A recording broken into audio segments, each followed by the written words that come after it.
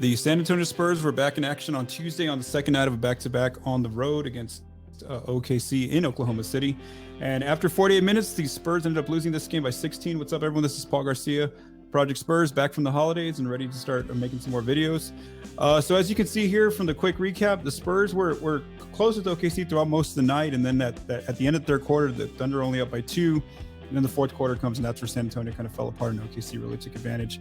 They're up by 12 midway through the fourth, Oklahoma City. Then by the end of the night, they end up going up by 20, and they end up winning the game, though, by 16. So let's jump right into this game and break it down for the Spurs, their 34th of the season.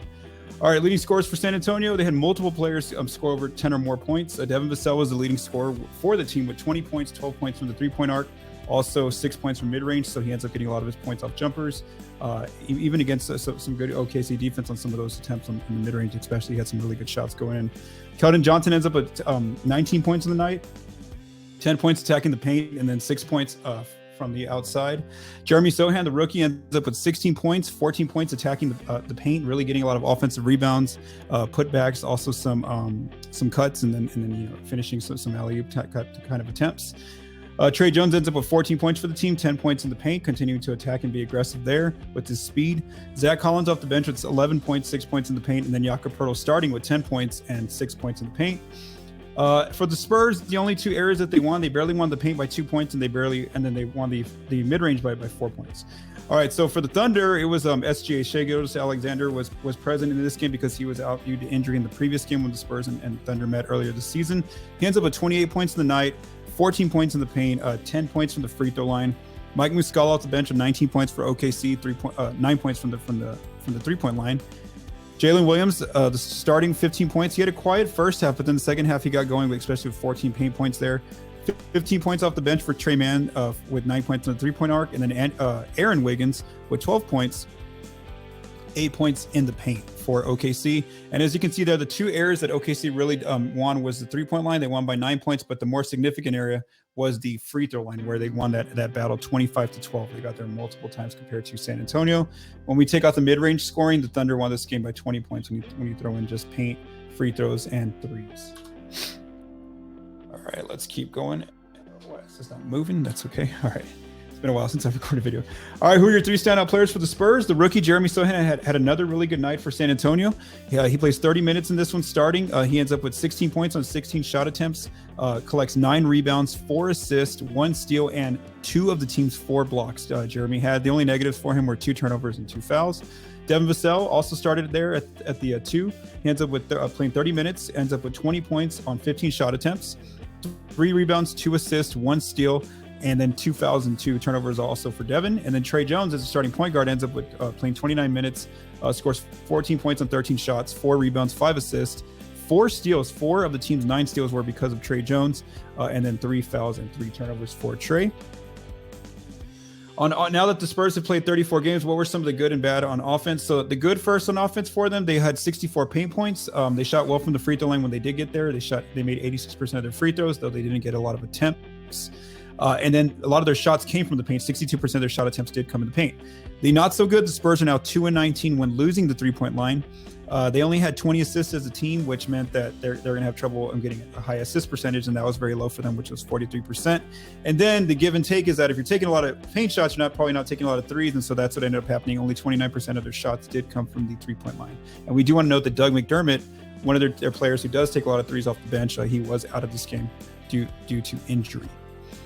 On defense, the good and bad, this is the area where the Spurs had more trouble on the night, and this is something that Brett Brown, the assistant coach, mentioned, and he did the post-game interview because Coach Pop was actually out because he got ejected midway, actually in the middle of the game. He ended up getting 2 technical fouls, so Pop was out, so Brett spoke with the media. According to some quotes from Tom Orsborn of the San Antonio Express News, I'm just paraphrasing here, I'm not quoting, but Brett basically said that, summed it up as like, that was the area where they had trouble containing the Thunder dribble penetration, especially SGA. That's one thing that Brett said that they had difficulty on. Zach Collins mentioned how the Spurs had a lot of miscommunication on defense, and that's what kind of led to those breakdowns. And he says that without practice for a young team, that's where you kind of see those errors for them. The good on defense for San Antonio, The Thunder only shot 53% of the paint, so I know that SGA looked really good on this night against San Antonio's defense. But aside from him, the other Thunder players did have trouble or difficulty scoring in the paint against the Spurs' defense in the paint. 64% of Thunder turnovers were due to Spurs steals, so the Spurs ended up with 9 steals on the night. 4 of those you want to give credit to Trey Jones, so they did turn the Thunder over a lot in this game.